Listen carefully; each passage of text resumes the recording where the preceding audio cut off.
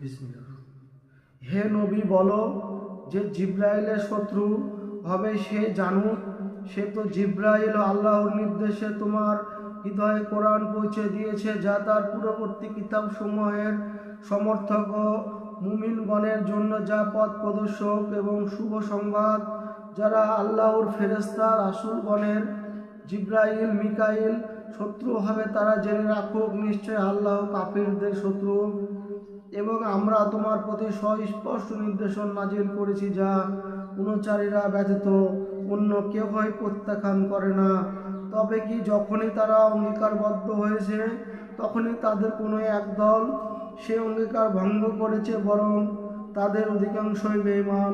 যখন আল্লাহর নিকট থেকে কোনো রাসূল আসে যে তাদের নিকটে যা ঈর্ষাগ্রন্থ আছে তার সমর্থক, তখন তাদের কিতাব দেওয়া হয়েছিল, তাদের একদল তাদের কিতাবকে এমনভাবে পশ্চাতে নিক্ষেপ করলো, অমান্য করলো যেন তারা কিছুই জানে না।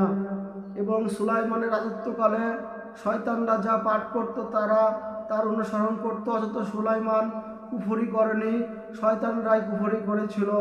তারা মানুষকে জাদু শিক্ষা দিত, যা বাবল শহরে হারুত ও মারুত ফেরেশতাদ্বয়ের উপর অবতীর্ণ হয়েছিল। তারা কাউকে এ কথা বলে না, বলে শিক্ষা দিত না যে আমরা হারুত ও মারুত পরীক্ষাস্বরূপ,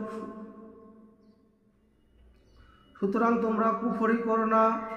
তবুও তারা তাদের নিকট হতে স্বামী স্ত্রীর মধ্যে যা বিচ্ছেদ সৃষ্টি করে তা শিক্ষা করত, অথচ আল্লাহর ইচ্ছা ছাড়া তারা কারো কোনো ক্ষতি সাধন করতে পারত না। আর তারা যা শিক্ষা করত তা তাদের ক্ষতি সাধন ছাড়া কোনো কল্যাণে আসত না।